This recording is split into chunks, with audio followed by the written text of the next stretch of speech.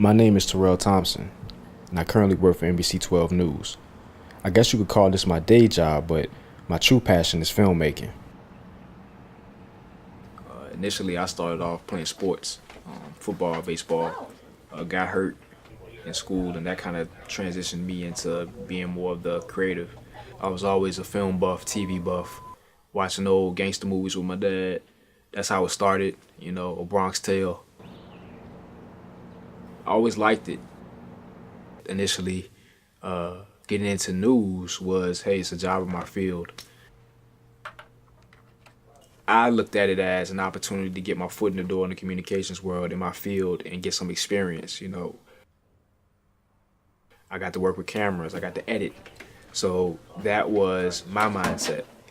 I learned that it's just completely different. It's not the same as film, I can't tell the stories I want to tell. You can't determine necessarily what you're gonna be doing every day. It's spontaneous, it's sporadic. It's a different type of editing, a different type of shooting than filmmaking. And sometimes it gets kind of tedious, the stuff that you cover, and you can't really branch off. It's a lot of times a lot of sad stuff rather than showing some happiness and showing some good things. The day itself, you're assigned to a reporter. You guys they have a meeting and they figure out what stories you're gonna do. You give them the stories and boom, you go out and shoot it. Like it's not a democracy. It's just you gotta do it. But I think that challenges me as an artist to make sure that I make whatever that is look just as good as if I did like it. It's easy to shoot something you like.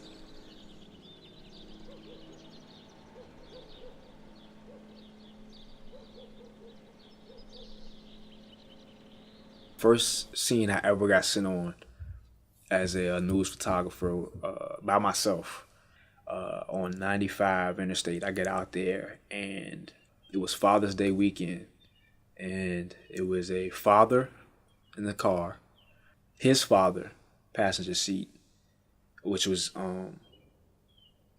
pretty sad. But and then basically the father's son, his two kids were in the back seat. And their car, I believe, caught a flat, and the dad who was driving got out, changed a tire, and a car hit him and split his body in half.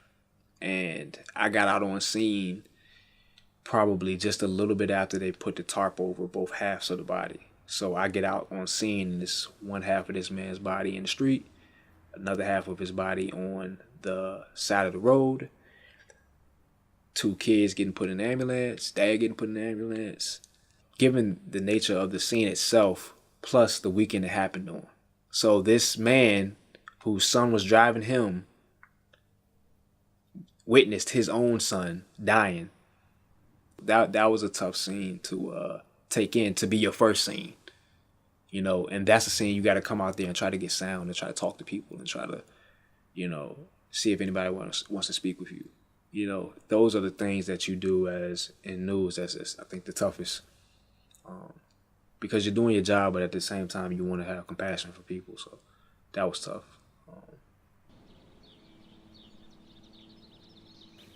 The stories that you get from it are stories that you can put into the film world. The stories that you can tell. It's just that it's not fake. It's real.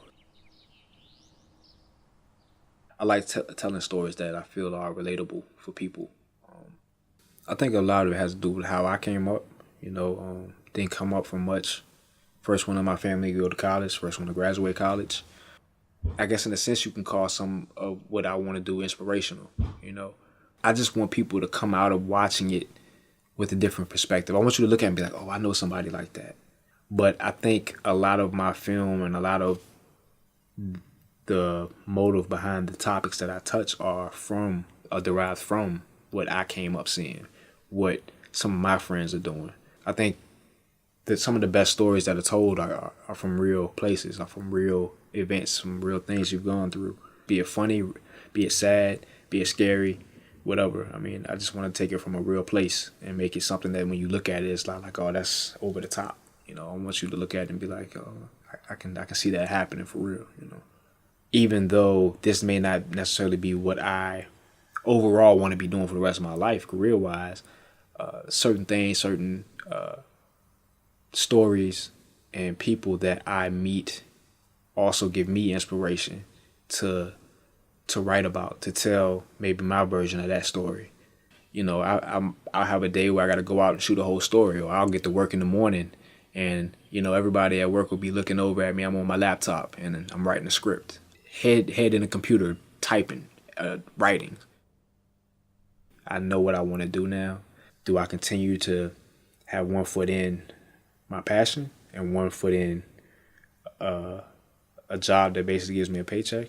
Or do I want to take that leap of faith and jump out and really pursue it, go all in? I think I've been in this space for about as long as I'm going to be, and I think I'm coming to that point where I need to get out of it. It's not going to be easy to do any of that, but there's the saying that goes, difficult roads often lead to beautiful destinations.